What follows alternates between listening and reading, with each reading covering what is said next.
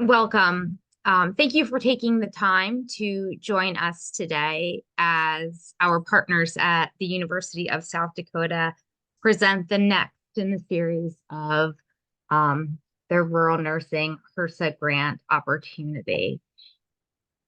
We'd like to just share a little bit about GRNEN for those of you who may not be familiar with our network. It is our mission to connect nurses, students, and educators who share a passion for improving the health of rural communities and an appreciation for the role nurses play in serving these communities. We are very fortunate to have this opportunity to partner with the University of South Dakota as they work through their HRSA grant to bring forward real life experiences of their nursing students who have had the opportunity to work in rural underserved hospitals and who are starting to understand and learn that firsthand benefit of what it's like to work in a rural setting. And we're bringing these stories to you so we can share these challenges, expose new students to the wonderful benefits of considering an opportunity in rural health, and also to show our partners around the world the similarities and differences that we may share despite our geographical differences. Before we get started, just a little housekeeping for us today. As you enter, your microphone will be muted. We do ask that you continue keeping your microphone on mute during the presentation to prevent any background or unnecessary feedback that might be disruptive to our guests. Of course, we will always welcome you to unmute your microphone, and you may do that through your Zoom panel. When it's Q&A time, we are going to be accepting Q&A in between each one of our students' presentations. And then again, at the end, if something does come up that you would like to ask either one of the students or our faculty that's with us today, you can do that through the chat feature, the Q&A feature, or you can raise your hand and unmute your mic, and we'll be able to allow you to ask your questions in that way, whichever is easiest for you. Please do keep your video on at all time if possible. And we want to make sure that we maintain confidentiality here at all times. If there's any questions or if you have any concerns or issues during the course of our presentation, please just drop that in the chat because we will be monitoring that for you.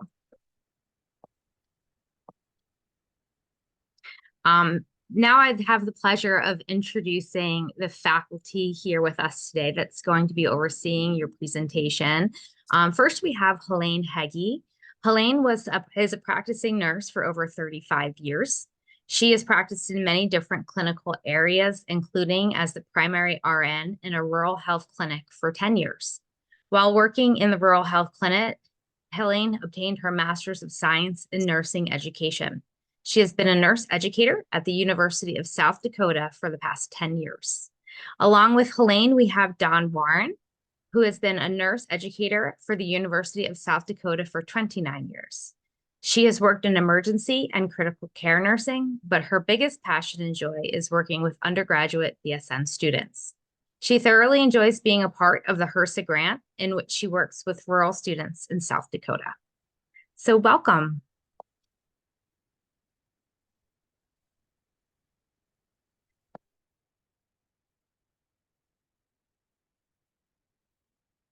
Thank you, Stacy, for that introduction. And so today, the topic of our ECHO session today is addressing vast healthcare staffing challenges in rural South Dakota. We will be introducing 3 of our USD nursing students who participated in this experience, and also our subject matter expert, Michelle Newharth, who is a nurse at the Freeman, South Dakota Hospital, and will be telling more about their experiences throughout this ECHO session today.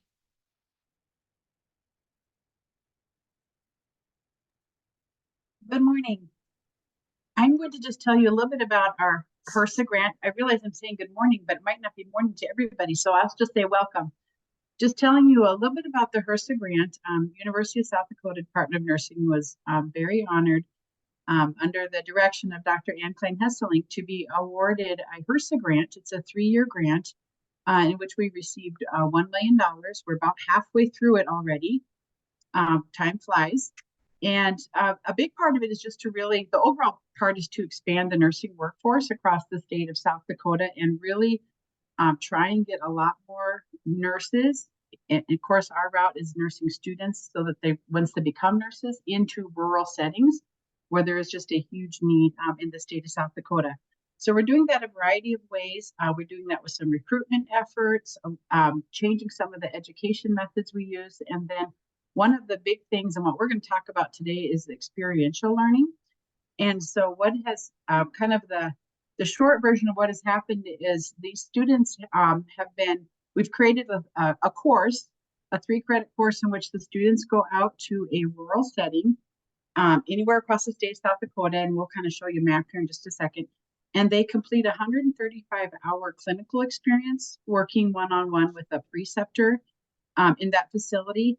And the students get credit for it. But the really nice thing is they get a stipend when they're done.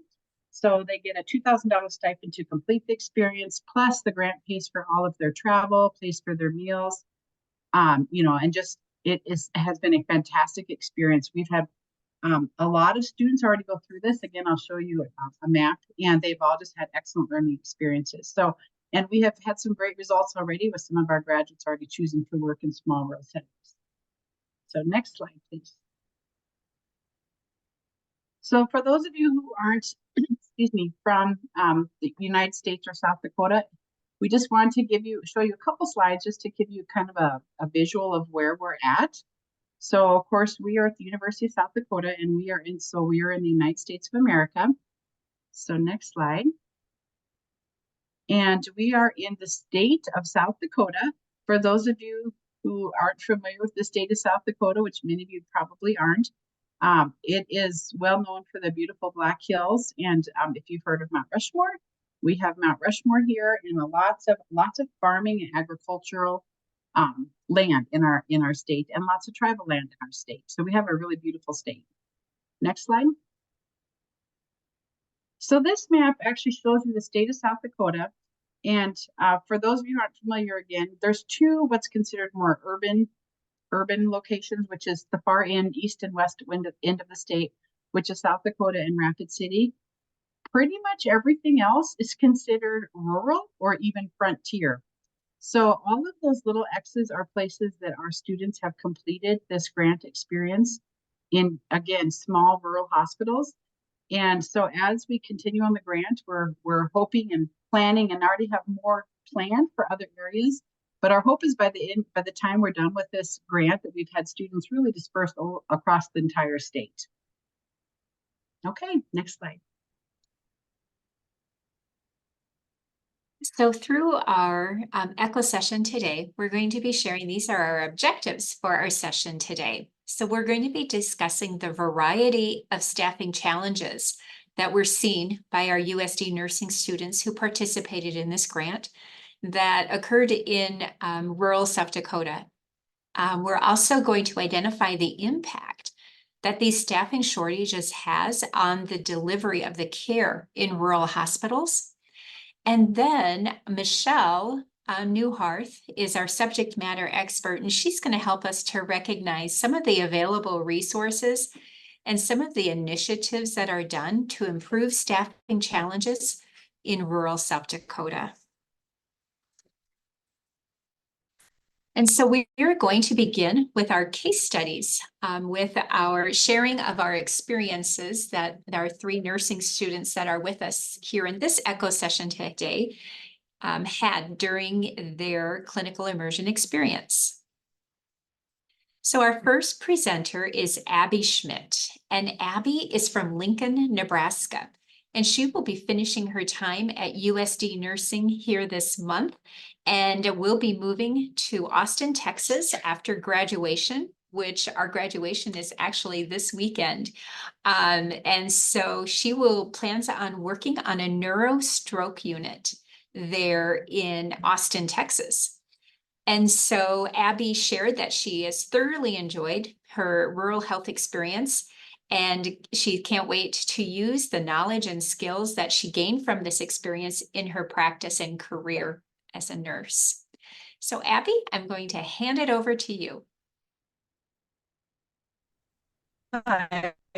Good morning. So I did Republic. Our situation consists of providing care and access to resources in a rural community in South Dakota. The background is essentially Vermilion consists of about 11,000 people, but that doubles during the school year. So we see a lot more helpful hands when it comes to nursing students and med students throughout the year. A little bit more about the hospital is when I was there, the staffing was fully staffed. So the only challenges that we experienced was more of like the hospital was divided into 3 different sections of like a med surge, a emergency department, and there was labor and delivery as well. The only staffing challenge that we experienced was having people with the right certification and education running the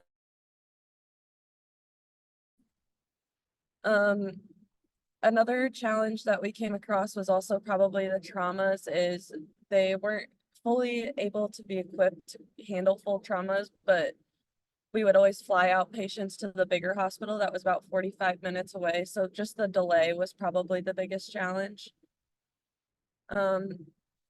My assessment of the area is the clients in the rural area are affected by lack of transportation and substance abuse, and obviously the staffing challenge changes in the facility are ongoing. My recommendation would be to provide health education, promotion, and resources for the community and those hospitalized and continue to meet the staffing needs of the facility.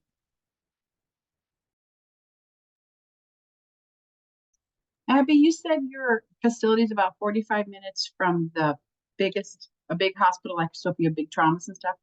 Do do you do they use an ambulance, and is the ambulance equipped with paramedics, or do they use helicopter, or how do they handle that? And do they have to use nurses as part of the transportation? Yeah, they usually fly out the patients. I've only ever seen one ambulance transportation, and that was for more of a stable patient that we were just moving to get like more specialized care. Most of our patients though that came in with like traumas and stuff, the flight team would be immediately down to Vermilion and they would send them out probably roughly within an hour, 20 minutes to an hour. They were there pretty quick in and out. And how do they handle that if there's bad weather and the helicopter can't fly? Did you run into any of that? I didn't personally run into that because it was during the summertime in South Dakota, which the weather is usually pretty nice. But I would assume that most of the time when that happens that they do ambulance transportation then, or I would assume if it was close enough that they would just go to the scene immediately and bring them to the bigger hospital first. Okay, thank you.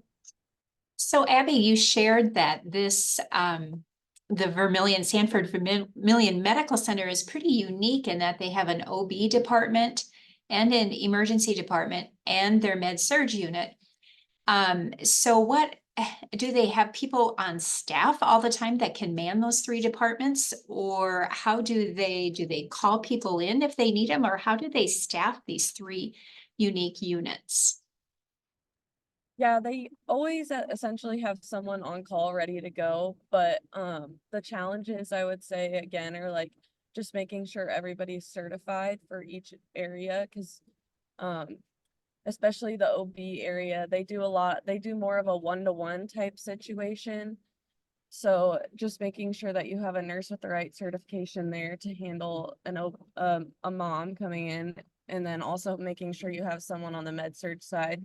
But sometimes with that staffing challenge, the nurse running the med surg side also has to run the emergency department as well. Yeah, in our other sessions, we have heard many rural hospitals in South Dakota don't have an OB department because of the staffing challenges. So that's great that Sanford Vermilion is able to staff for that. And as you shared, maybe the population and having a university here in Vermilion has helped with that staffing part of it. Yeah, for sure. Like the nursing students and the med students definitely play a big role in helping the hospital there.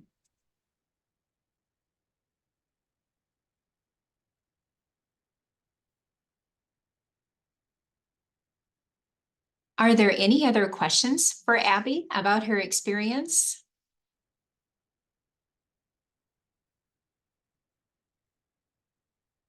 I guess I have one just because it's a university town.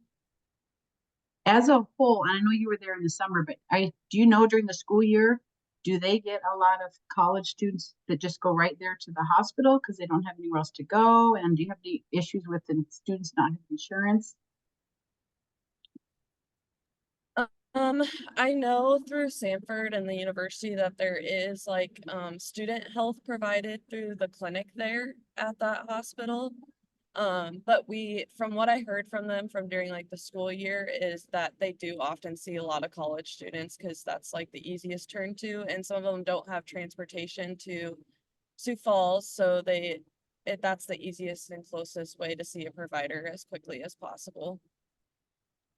That makes sense. Thank you.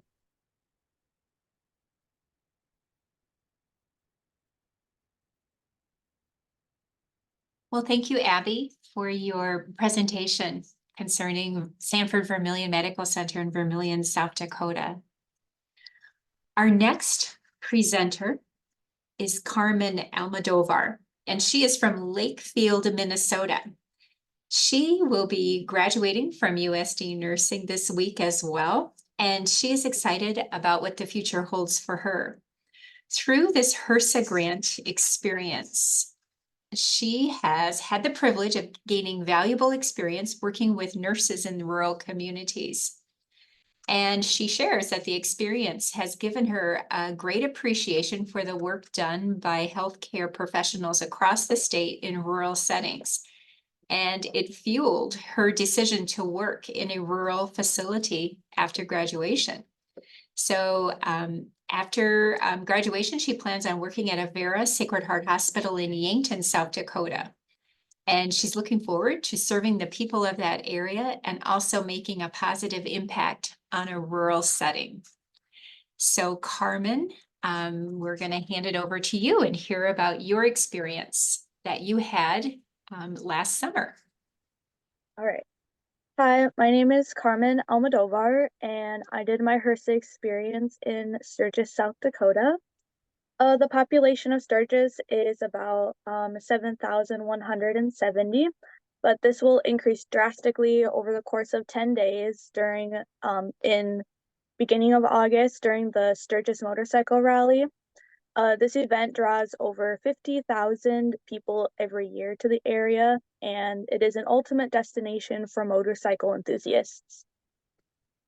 Sturgis, South Dakota is a city in Meade County, and it is located on the far west side of the state of South Dakota, which is about 30 miles east of the Wyoming and South Dakota border.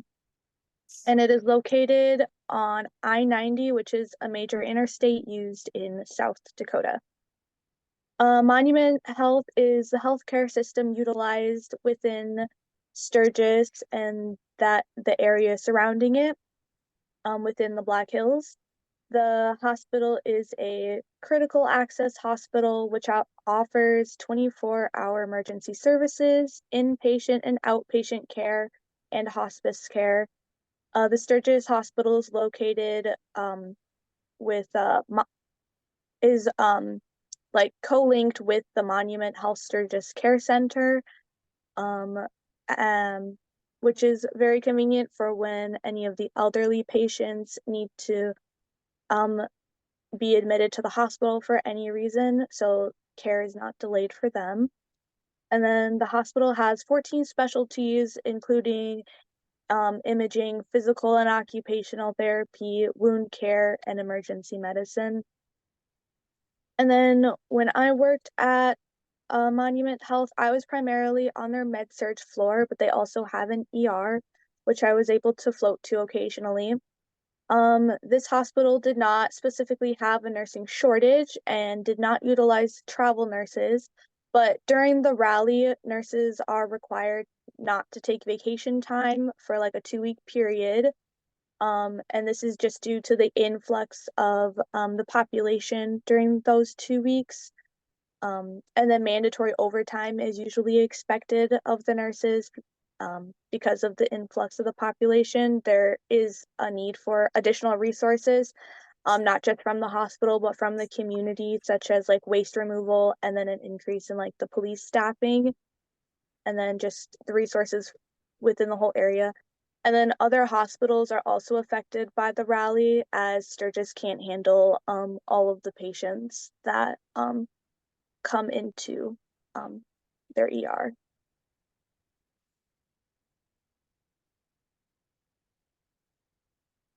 Thank you, Carmen. Are there any questions for Carmen? Carmen, with Sturgis being located in the Black Hills, do you know how much they utilize like life flight or helicopter, to transport patients during that motorcycle rally? So when I was there, I know that they mostly would use ambulances to transfer patients. I wasn't there when they would use like a life flight. So what I'm aware of is that they usually didn't use it, and they usually preferred to transport patients via ambulance versus helicopter. Who would go on the ambulance, Carmen? Would it be a nurse from the facility, or did the ambulance have paramedics? There were paramedics in the area, Okay. so the paramedics would be with the patient. So the hospital would not have to send a nurse, which would be very nice, so that you wouldn't be left with one less nurse at the hospital, especially during like an overnight. Sure.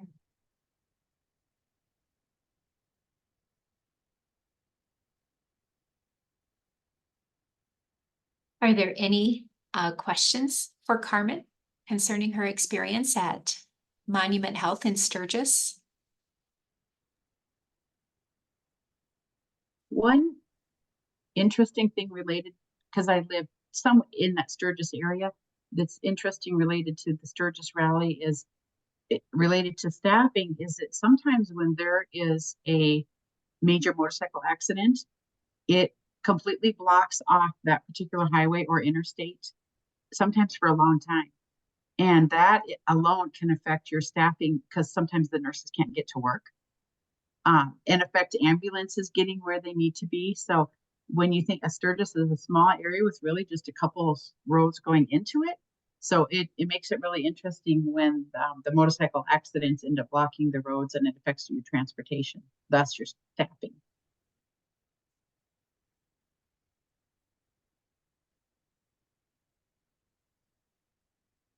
That's a unique piece based upon the geographical region that Sturgis is in, by just having 2 roads in and out because of the mountains. Yes. All right, well, thank you, Carmen. Next presenter is Alicia Toole. And Alicia is from a small town in Denison, Iowa. During the HRSA grant experience, she was able to receive a personalized experience that allowed her to interact one-on-one with the patients. And Alicia was at the Pioneer Memorial Hospital and Health Services in Viborg, South Dakota. While she was there, she was provided an opportunity for her to gain a strong sense of the community and how everyone supports one another. Throughout the experience, Alicia was provided with valuable guidance and support from her professors, and also from her preceptors, and also from the staff there on site. And they offered insightful understanding of the rural healthcare community. So Alicia, we're going to hand it over to you to hear about your experience in Viborg. Hi, my name is Alicia, and I was able to do my Hershey experience at the Pioneer Memorial Hospital in Viborg, South Dakota. So our situation was kind of just finding ways to provide safe care for our patients during staffing shortages. Viborg is a hospital, a 12-bed hospital and 2-bed ER. And we would have 2 nurses covering both of those simultaneously. And Viborg as a community is roughly 900 people. So it is a very small community, a community where everybody kind of knows everybody. And the assessment was we found challenges and needed to find ways to adapt cares to ensure safe quality care was given to our patients when they came in. And kind of some ways we figured out to utilize our resources was we would use e-care in the emergency department. And this was just kind of an electronic resource that would allow the nurse to call another nurse or provider that would give her guidance on how to care for her patient.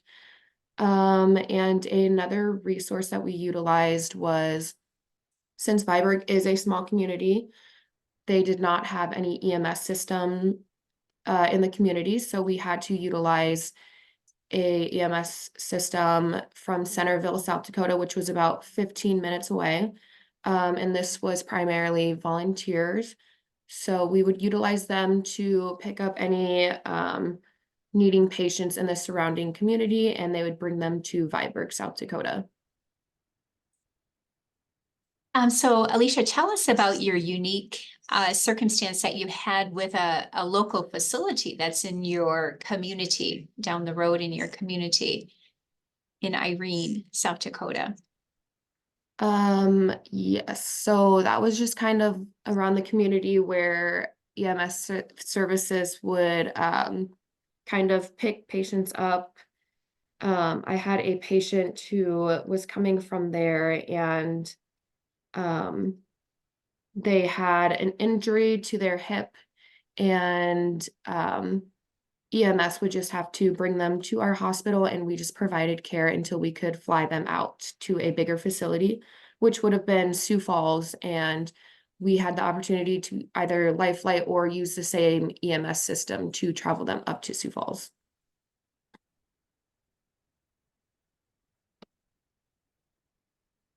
Alicia, I'm curious about with them not having an ambulance service there and the EMS being a little ways away, if there was say a heart attack or something like that, does the rural EMS system have paramedics, or are they not able to do any advanced life support at all until they get to you?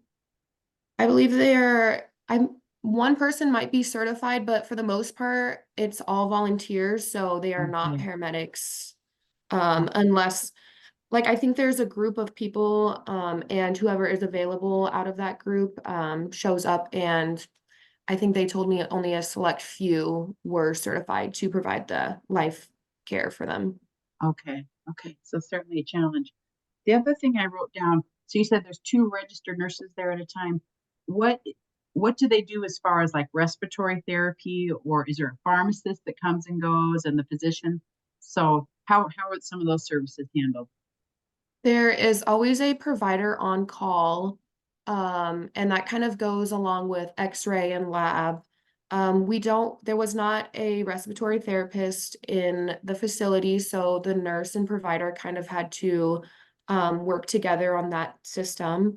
There was pharmacy on call. They were normally there from the hours of 9 to 5. So the nurse was also kind of having to do that on her own because I was on night shift, so that's kind of what I saw. Okay, yeah, so very different. So the nurses have to make the nebulizer treatments and sometimes make your own IV piggybacks, etc., because there's no pharmacist there at night. Okay, thank you.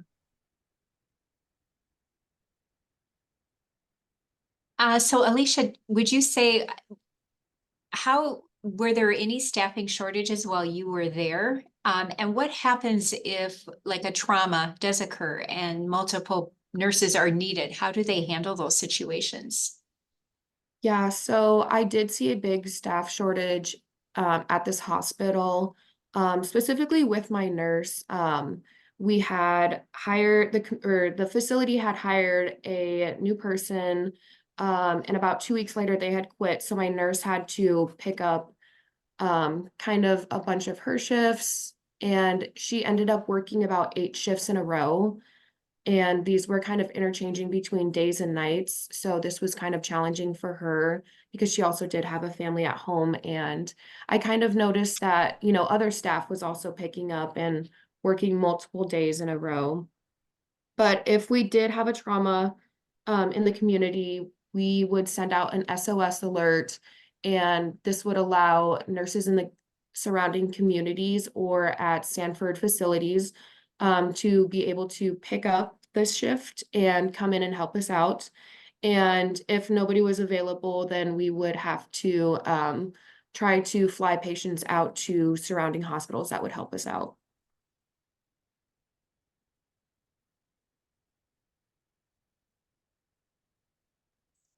Are there any questions for Alicia about her experience at the Pioneer Memorial Hospital in Viborg, South Dakota?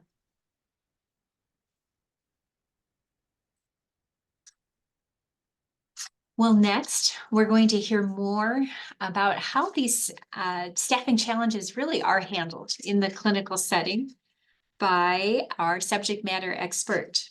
Michelle Newharth received her associate degree of nursing from Dakota Wesleyan University in 2010, and then her baccalaureate degree in 2022 from South Dakota State University. Her work history includes behavioral health, community health, emergency preparedness, cardiac rehab, and her most recent position as the director of nursing at the Freeman Medical Center since 2020. So Michelle, you have a wide, vast experiences that you have completed as an RN, and now you are the director of nursing. So thank you so much for joining us today and for sharing your expertise, and specifically about staffing challenges in rural hospitals, and specifically how Freeman Medical Center handles these challenges. So welcome, and thank you so much for being here. Thank you for having me. Can you hear me first? Yes. Great. All right. Well, I just want to say again, thank you for having me today. And just hearing from the students, wow, it just really hits home on some of the things that each one has gone through with staffing challenges. So speaking a little bit of past, prior to my time of being the director of nursing here in Freeman, I was the community health nurse as noted. And at that time, when I was community health nurse, we really started looking at staffing here in Freeman. So to give a little background, Freeman Regional, located in Freeman, South Dakota, and we're in a triangle, I feel.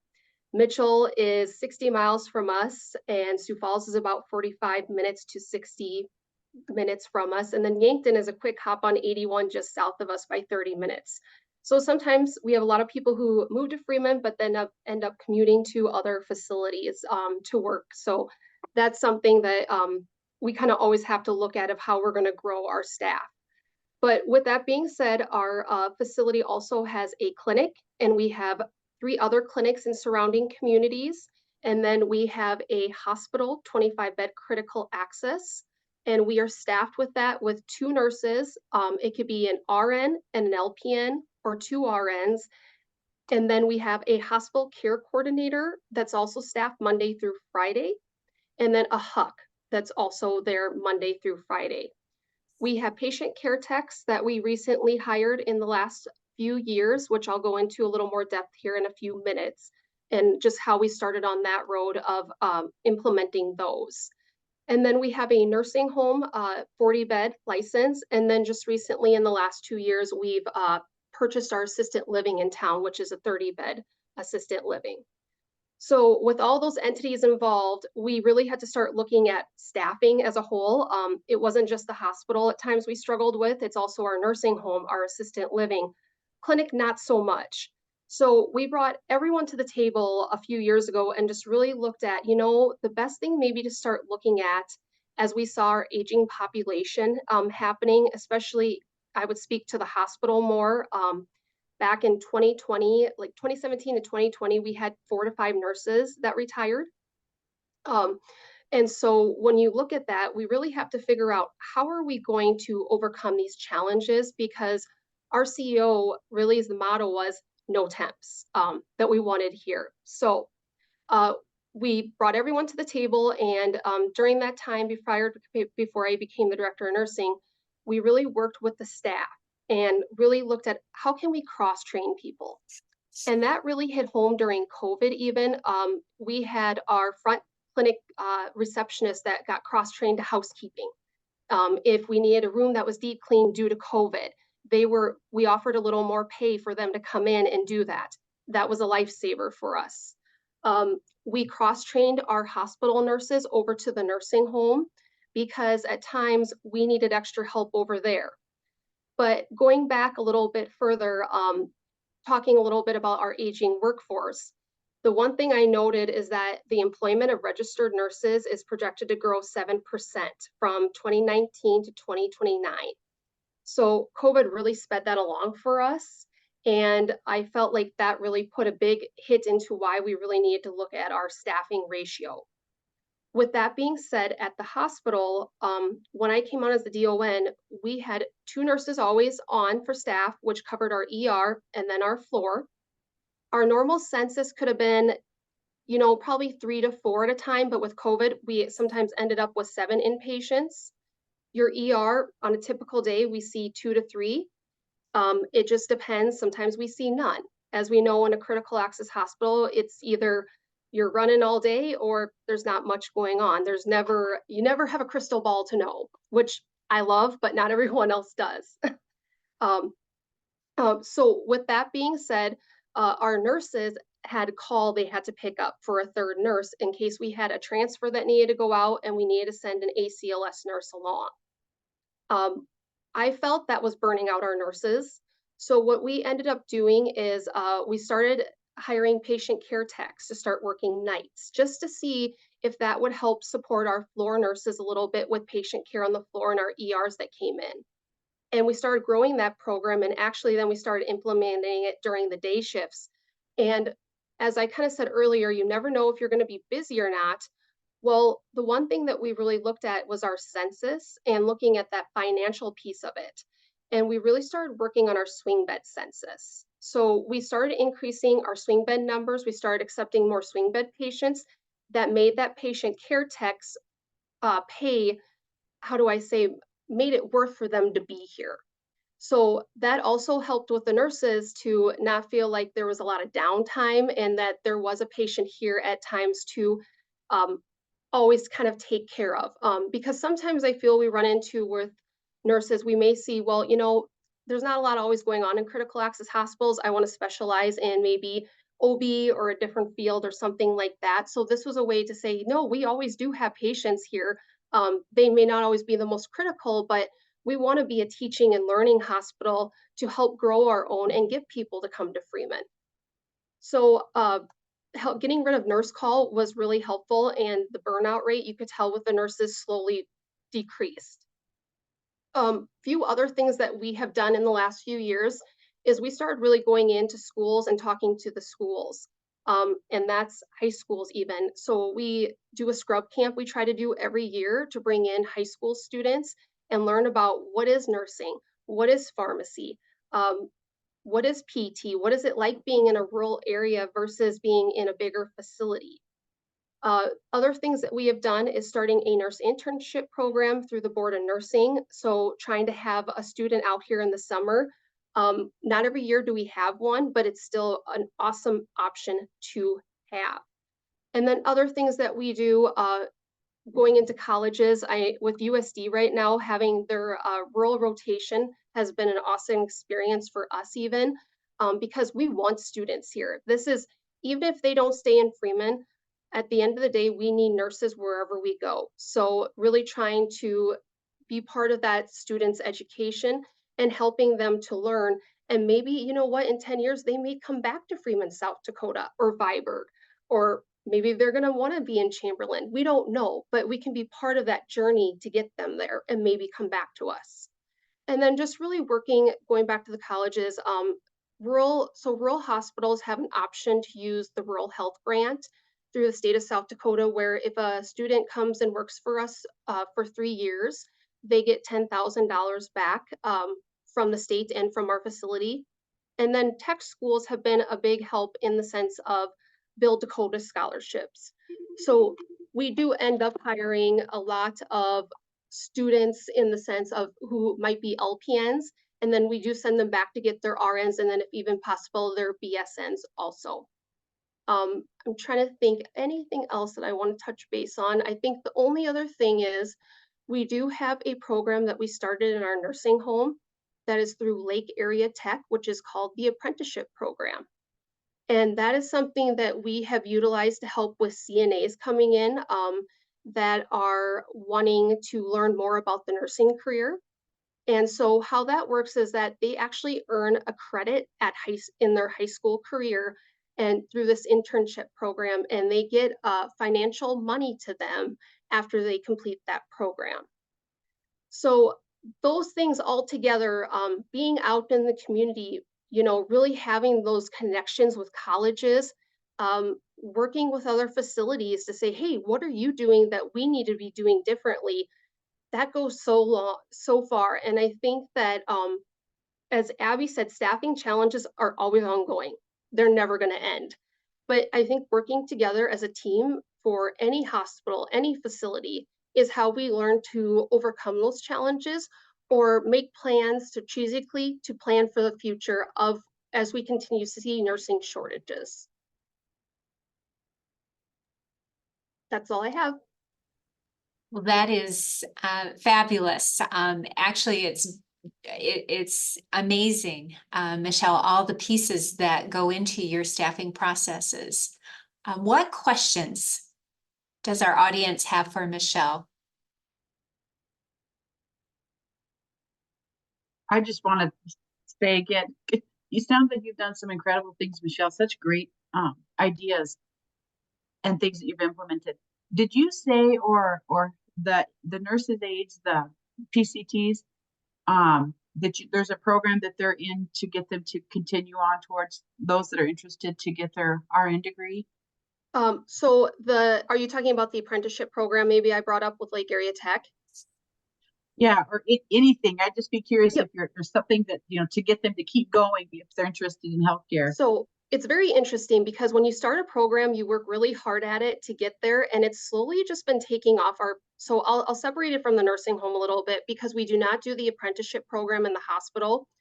So we ended up hiring patient care techs, and some of the ones that we have hired were going to nursing school already, or we actually have one right now who's waiting. She just took her MCAT and she's waiting to see where she's going to get accepted as into a medical school.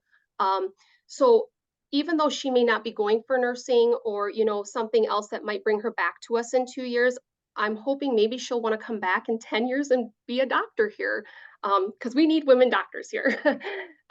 But the other things is the other options are, yes, we do try to hire PCTs that do they have a healthcare background?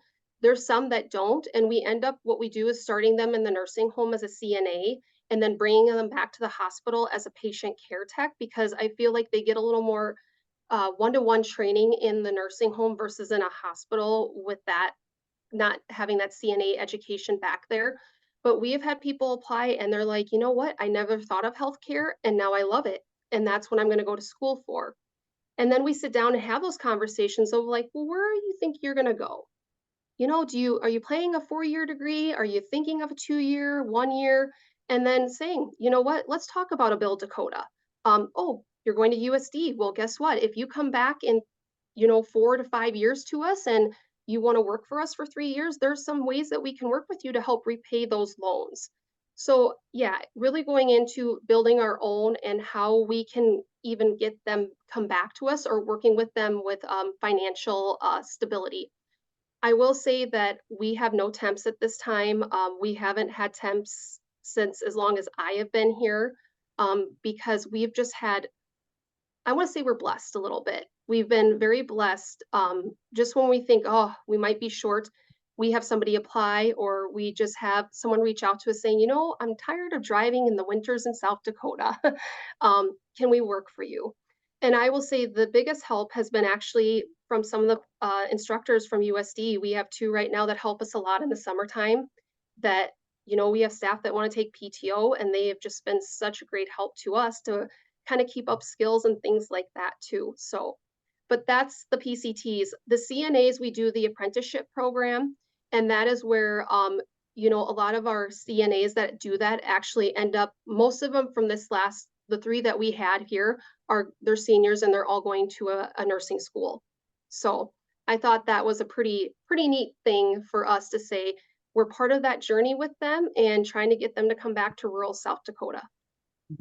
I'm so glad you joined us. This is extremely interesting. Sounds like you're doing great things there. Trying, yes.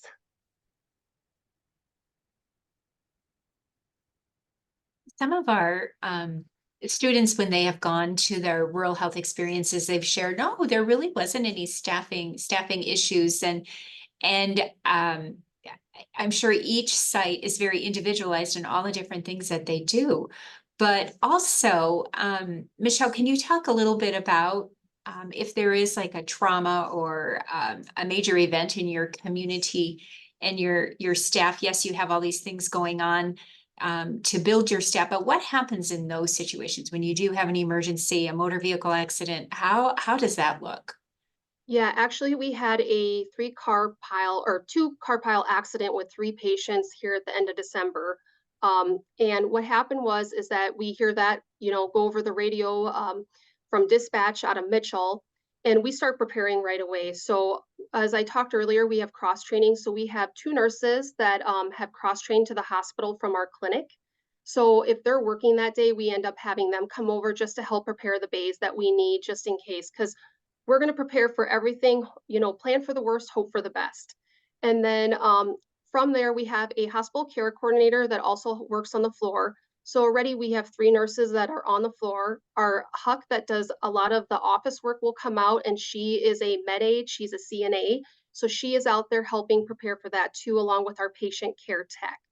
And then if we need extra help with the providers, if our on-call providers, like I just do not feel comfortable having 3 patients, depending on the seriousness of each patient, they will bring another provider over from the clinic to help support them. And then we have something called Group Me, which is a nurse communication that goes out to all the nurses saying, hey, we have this coming in. Is anyone able to come in and to help? So that is a big assist too, depending if you have more than 3 to 4 patients and what that looks like. But we have others that work in our facility that are CNAs. We actually have a patient care tech that ended up taking position in-house, and she decided to do insurance approvals. But there was a day that we ran into a situation, we were really busy. She came down and ended up helping for half the shift just because of how busy we were. So it's nice to be part of a bigger facility that each person, hey, they're short over here today. We're going to go over and help support that staff and kind of give back and forth. So That's great. When you do call in nurses and they do come in, do they get a bonus, or how do they get their regular salary, or or their regular hourly wage? How does that work? when nurses come in, they get something called high needs. So they get time and a half for that time. I think though, I also am wondering the nurses that you have at your institution, yes, they get time and a half, so they do get more pay, but do you feel like that's really the driving force that brings them in? No, I think that it's, you know, it's interesting because I'm just going to talk about myself a little bit. I had to do a rural health paper about staffing challenges a few years ago, and I had to read a book on it. And in the book, it talked about connection. And it talked about being in a small town, and sometimes not everyone wants to work in a small town due to close family connections, knowing everyone, you know, your neighbor next door. I didn't come to Freeman right away because of that, because that's hard. You know, Yeah. you see someone come in, someone breaks their hip, and you know them. And I wear my heart on my sleeve, and that's hard to see that. And a lot of other nurses here do too. But it's the connection that we have with one another, knowing when a nurse is struggling, having issues at home, maybe they're struggling at a night at work, their partner's right there to support them. That's part of Freeman Regional. We have our care model that, you know, it's compassion, attitude, respect, excellence. Everyone tries to provide that excellent care, not just to the patients, but for each other too. And so I think even though it's hard to staff in a rural hospital, there's also positives to it. And that's getting connections you never knew that you were going to have, friendship. A couple of our staff went together and they went on a cruise a few months ago. And I'm like, they're all friends. I didn't know that they were that close. So I think that when you have those connections, you never know how those connections are made, but seeing that has just made it even more so to be part of a small community. So. Well, I think you hit onto the heart of rural health nursing and what our students have seen when they are there. And I also want to commend you, Michelle, because we've had 2 students that have been at Freeman and had experiences there, and all of our students, and I don't want to speak for our students, but they've all shared about the welcoming environment that the rural health settings have been, and how the nurses are so inviting and welcome, and how they're just a really warm feeling. How about the students that are on this session? Is that what you experienced when you were at your facility? Yes, I would say that is true. And is it a different from your other clinical experiences that you have as being in a rural setting? Is it different, or is it pretty similar to an urban area? I feel like it was very different because you talked about like the connections that you make in a rural hospital knowing everyone, and I'm from a rural town, so I feel like I was able to see that a lot more, like the closeness between all of the nurses and the staff who work together because they have to be a team. Um and they all really like rely on each other and everyone helps each other out. So I feel like it's definitely very different from like an urban hospital. Not that the nurses in bigger cities don't help each other out, but I think like there are so many nurses that it's hard to get to know everyone as much as if you're in a rural setting. Abby or Alicia, do you have anything to share? Yeah, I would say my experience was definitely good in the sense of like everybody was just so welcoming, and you could tell everyone just had a good connection, and I just felt welcomed immediately when I was there, and honestly got to know so many of the nurses. With it seemed like such a quick and short experience, but like it felt like I had been there for a while once I got done. Yeah, I kind of agree with them. I felt extremely welcomed at Viborg. And I kind of agree with Carmen too. It's very different from, you know, being at a hospital like Sioux Falls or Sanford and Sioux Falls. Um, in Viborg, there's 2 nurses on, so it's like you get to know them during your 12-hour shift and you get to rely on them for help and stuff like that. Whereas in Sioux Falls, there's probably about maybe 6 other nurses working on that floor. So you don't have like kind of that individualized time to kind of spend with them. So yeah, I really enjoyed that at Viborg.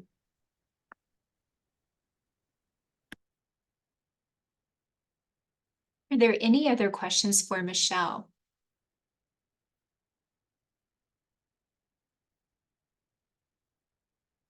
Well, Michelle, you have shared some unique pieces about Freeman Medical Center, and you have some great things that other rural hospitals would benefit from as well. So great suggestions. So thank you so much for being here and for sharing. You've just really made this experience great. Thank you for having me today. Appreciate it.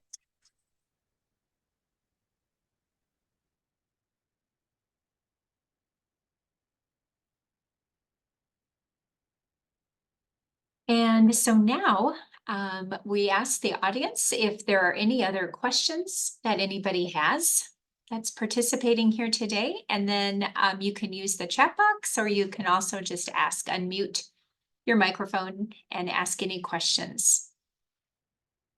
And you can also private message any of the facilitators as well if you have any questions and you wish to be anonymous.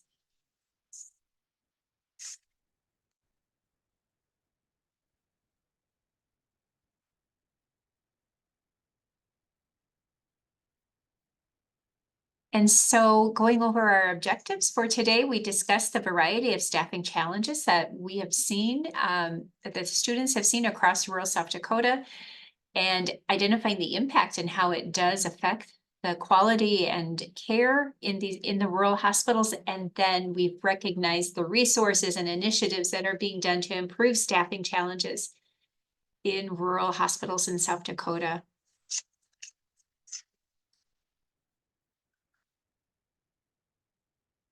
And so Stacy, I'm going to send it back to you. Well, I just want to thank everyone for their time again to join us. A special thanks to our student presenters. Best of luck to each of you in your upcoming graduation. What an incredible time.